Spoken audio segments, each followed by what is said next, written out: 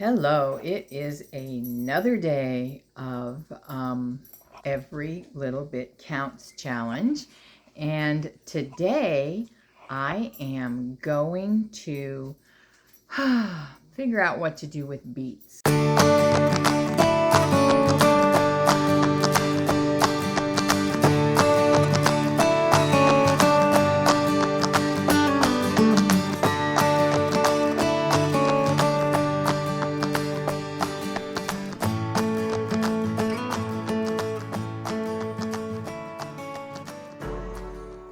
I just have a few golden beets. I'm not a beet person. I'm trying to become one. But beets taste like dirt to me, no matter how they're fixed. But I am trying. And I have had roasted beets and sweet potatoes before that I really liked.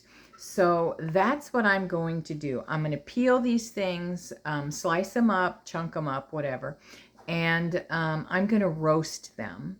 I'm going to leave some out for dinner, and then I am going to put the rest in the freezer for another time or two. So anyway, that's my plan. I don't have any sweet potatoes to go with it, but I can always get some and just have this part done. So I'm going to be peeling them and then roasting them.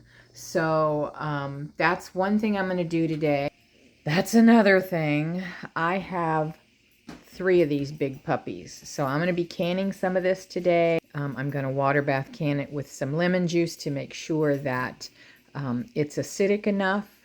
And then we will be able to just drain it, rinse it, saute it with butter and garlic and Parmesan, which is how we really like this squash. So I am on a mission to get these babies peeled. So I think it's probably going to be easier to peel them before I clean the ends up, because there's more to hang on to, because these things are not very big. And I know if you cook them first, the skins just slide right off, but that defeats the purpose of roasting, because then they're all squishy. And I don't know that I'll like that. So I'm really trying to learn to like beets because they're so good for you. But so far, I don't. I will say that I did buy some golden beets once, and I was not, that's why I grew these, because I was not as turned off by them. Okay, I can live with this. There's no earthy taste to these. They're very mild. And when I ordered these seeds, I got them from Baker's Creek. And I specifically looked for the ones that said they were less earthy tasting. I mean, that had to be in the reviews and and the description, because that's what turns me off about beets. It isn't the beet itself, it's the earthiness of it. Like I said, it tastes like dirt. These do not taste like dirt. I can live with these. Matter of fact, I might really learn to enjoy these. So these are golden beets. And there are a lot of varieties of golden beets. So, again, if the earthiness bothers you like it bothers me, then I would, I think I might have picked some of these too soon. I'm sure I did, because they're still green, unless I let them sit too long. That's a possibility too, because I know if you let your potatoes sit too long, that they will start to turn green as well. So maybe that was the deal. I just kept waiting for them to get bigger, and I decided that was as big as they were going to get. So I went ahead and dug them up. Plus, I'm getting my bed ready to put my fall stuff in. It is the last 2 weeks, the last 10 days, whatever, of August, so I should have already had it in. But I do have it started. I mean, I have lots of seedlings started. And so this year I'm going to be planting kale, spinach. I was going to plant sugar snap peas, but I just didn't get that far. I have to trellis them, and I'd have to build a trellis, and I'm just not feeling it right now. I might change my mind, but I'm going to have to do it quickly if I do it, because our frost date is mid-October, like anywhere from the 10th to the 15th or so. And so, as you can see, a lot of these are really little. But we're going to go with it anyway.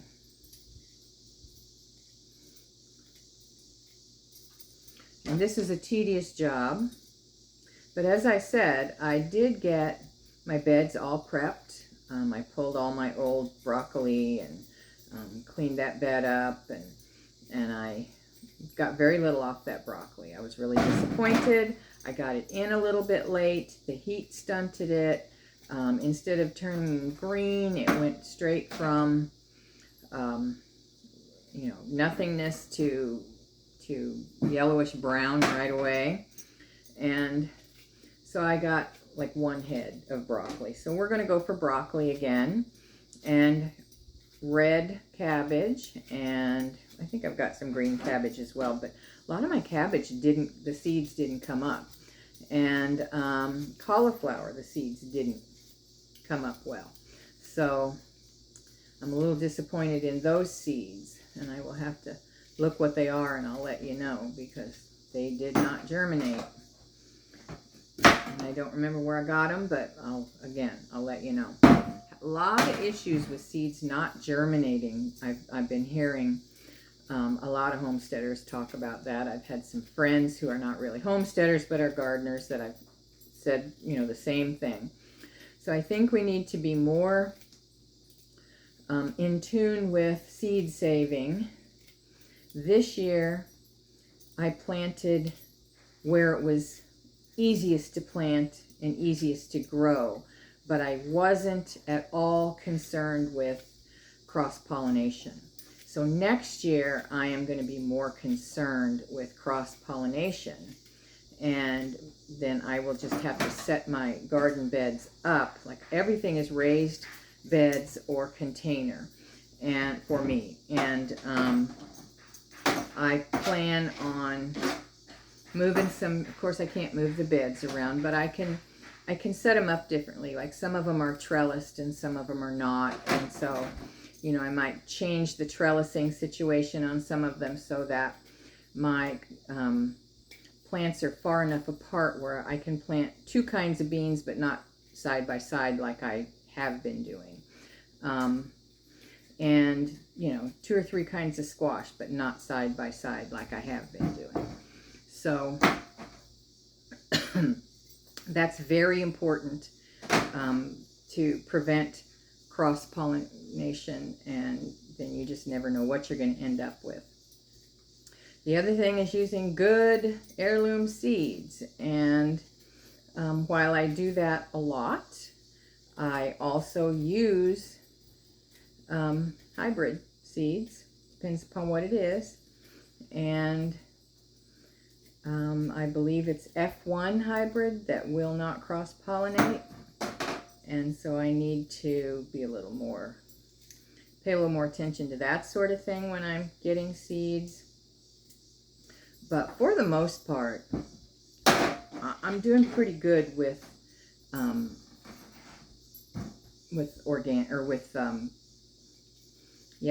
heirloom seeds. I've got quite a few heirloom seeds, and starting next year I am going to start saving more. Now, I will say I had a cool cross-pollination thing happen. Hold on, I'll show you.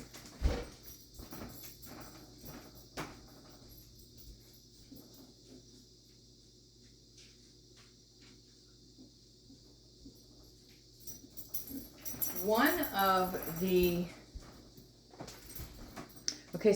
of the things that I grow every year are Juliet cherry tomatoes, and I really like them. The other thing I had been growing were the tiny, just the little, oh shoot, dropped it. The little yellow pear-shaped cherry tomatoes. They weren't very big, just little yellow ones. And I didn't realize I didn't have any seeds. I didn't save any seeds, and none came up. So I was really disappointed. And God, you know, God is so good, you guys. God is so good. He wants to give you the desires of your heart. And I'm like, Lord, I really, really love those cherry tomatoes, those little yellow pear-shaped cherry tomatoes. Please let one of these volunteers be that. Well, I pulled up a scraggly one that wasn't going to make it, only to discover it had a little pear-shaped, one little pear-shaped green tomato on it. And I was like, dang it, that would have been the one. And then, son of a gun, I had so many volunteers this year, and most of them I pulled up, but I did leave a few, and I did get a couple of Juliets. But look what I got with cross-pollination. I got half Juliet, half yellow pear, and they taste like yellow pear. I love these things. They're so good. So, like I said, God gives you the desires of your heart. I wanted this, and I got it. So, kind of in a weird form, but thank you, Lord, I'll take it. Okay, so I'm going to finish. Now I've got my mouth full. I'm going to finish peeling these and cutting these and getting them. I'll show you what I do to get them ready to roast. And we'll go from there.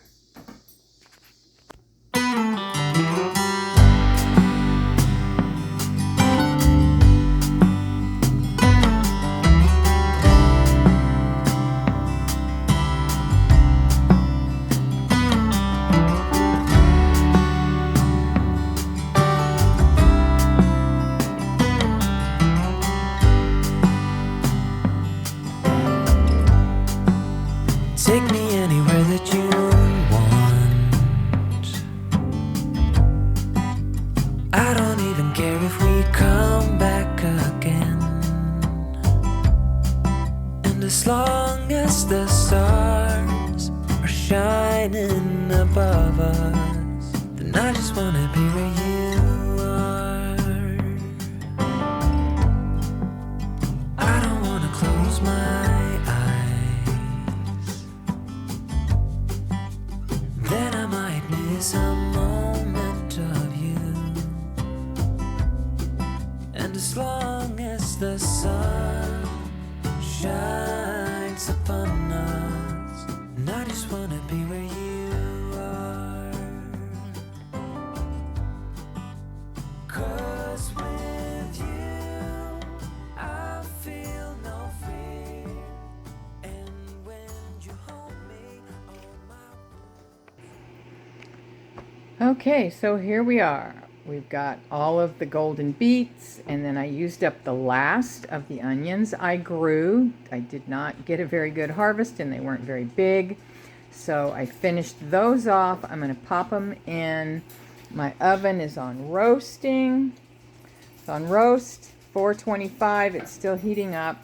I'm going to pop this in there and let it brown up a little bit. And then when I pull it out, I'm going to add some minced garlic to it while the pan is still scorching hot because I don't want the garlic to burn while it roasts. And then we'll be back. Okay, so I have started prepping for, I got all my squash done for dinner, and I am now starting to fill jars. Now I have my canner, also my electric canner, my Nesco canner, also water baths. So I am going to water bath these pints for 15 minutes. You no longer have to sterilize. I never ever sterilize my jars unless for some odd reason I have a I'm gonna go ahead and cut this squash. Oh goodness. Unless for some odd reason I process under 10 minutes, which I think I've only ever done that once, and I can't even remember, some kind of jam maybe. But anyway, I gotta go wash this. I haven't washed it yet. But now I'm going to be filling these jars. Again, I don't sterilize because they're processing for at least 10 minutes. Anything that processes for 10 minutes, whether it's water bath or pressure canning, will kill all botulism. Also, I do not heat my rings or my lids anymore. Ball says that they have changed the formula on the rubber or whatever that stuff is on the inside of the rings that makes the seal, that's what it is. And therefore, it's no longer necessary to heat them. So that just makes life so much easier. And so I'm going with that. I go with the easiest route. It's safe. It's, you know, they say it's fine. They're the ones that said it, not me. So I'm going to go wash these real quick.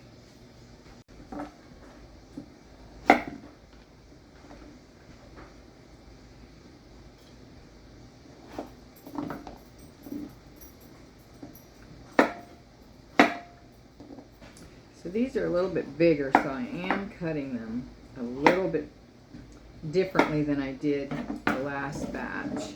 But I still want some pretty large chunks. I don't really prefer to eat them that way, but I don't want them getting all squishy in the canner. So that's, you know, I'm trying to do medium to larger pieces.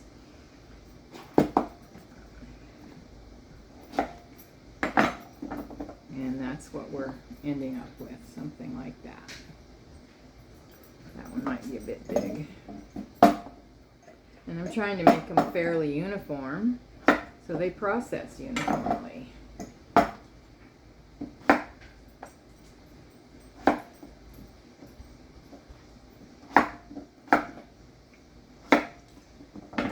All right.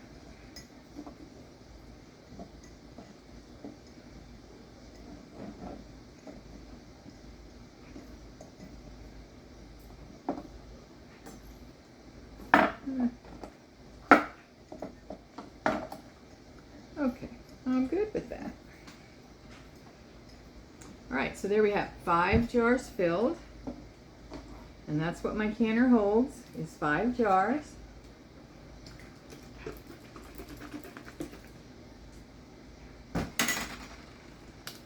Now, I am not going to throw this in boiling water and make it hot.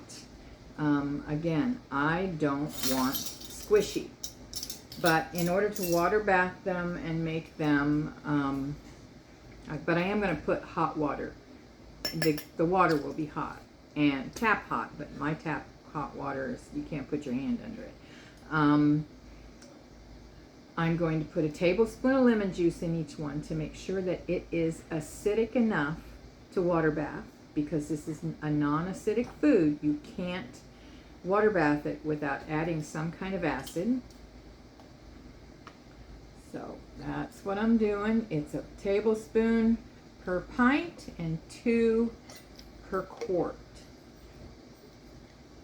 And I would probably be doing quarts. Whoops, I slopped some of that over. Except I can't water bath in this canner. Where's my lid? Where'd my lid go? I don't know. I can't water bath in this canner because I can't fill this over the top of quarts. They're not big enough or tall enough. I'm gonna add some salt.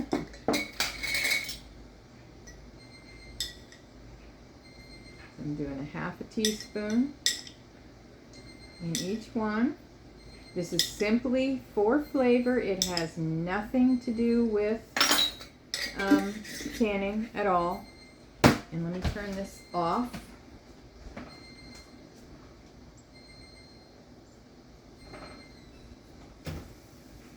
Oh my goodness, y'all, it's beautiful. I'm going to turn the oven off, and I'll show you when I'm done here what our beets look like. Okay, so anyway, the salt has nothing to do with anything but flavor, and it's a 1/2 teaspoon per pint, a full teaspoon per quart. Now I'm going to do, oops, that one's not open. I'm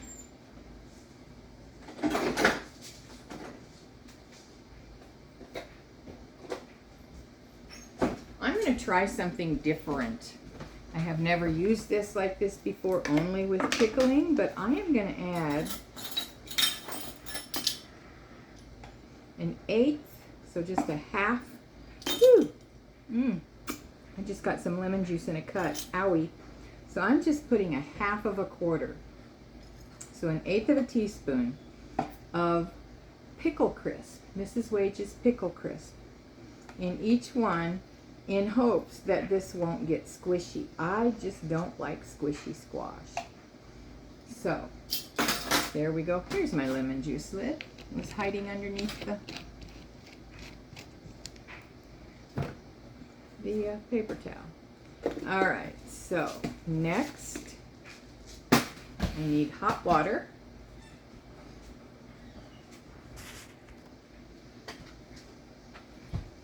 All right, so what I did literally was I took these to the sink and filled them right out of the faucet.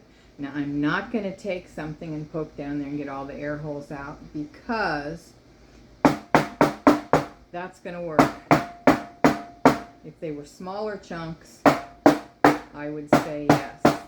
But because everything is so big, that will have gotten any air out. And I'm just going to top that off. And obviously it did, because the water levels went down. And there we go. Now, I'm going to take a wet paper towel. Normally I would use vinegar, but since all this is squash and water, I am not going to mess with that right now. So I've got my lemon juice in there. I put pickle crisp. I don't know what, maybe I got one too many in there. Pickle crisp, and salt and water. Okay. And I'm going to put my lids on. Finger tight.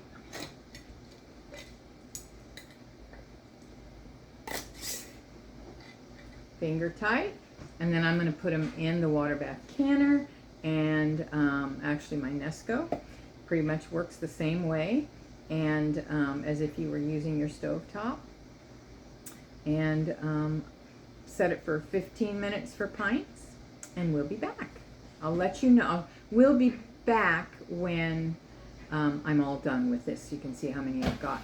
Now before we go, let's take a look at those roasted vegetables, those roasted beets.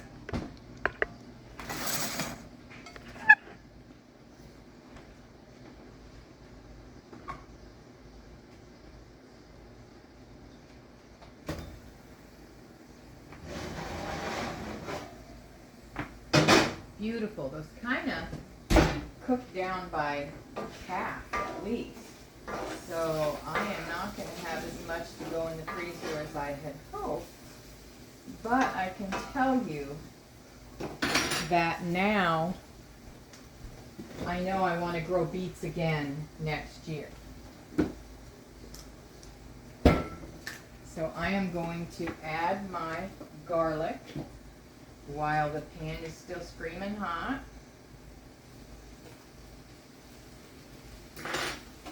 We love our garlic.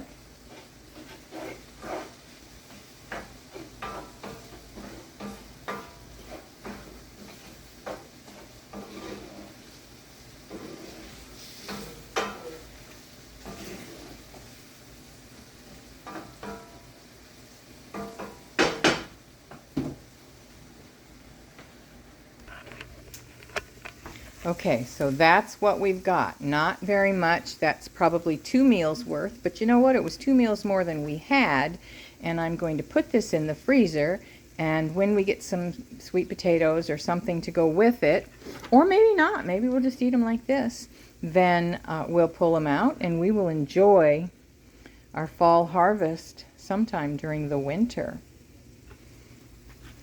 So let's see.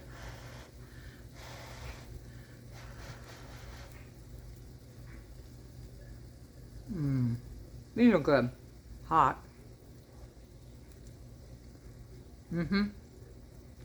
But tasty. Yep, I'm growing beets again next year. Again, not red beets. I don't like red beets, but I am going to grow these golden beets. So we'll be back whenever I'm done water bath canning all this squash. Okay, y'all, so I am done for the day. I am wiped out. Let me show you what I've...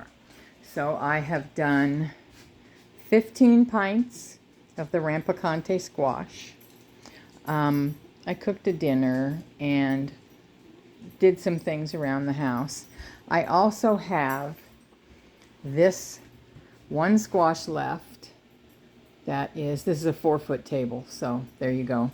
And I have the ends to 3 squashes. So I have all those squashes prepared and canned. I've got a bunch of squash in the refrigerator for another meal or two. I made a squash casserole, a Mexican squash casserole for supper, and I did a video on that, so watch for that.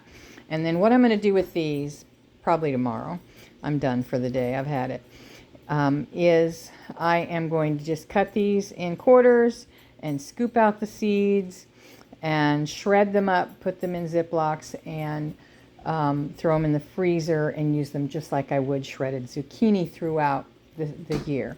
So anyway, and I also use these in my tomato sauce that I make over there. And God, it looks like such a mess from here. It is such a mess from here. I've done so much preserving and so much freeze drying and all those things that I've got all that junk sitting there. So yeah, okay. Anyway, I'm pooped. I'm done. So you guys, thank you for coming along with me.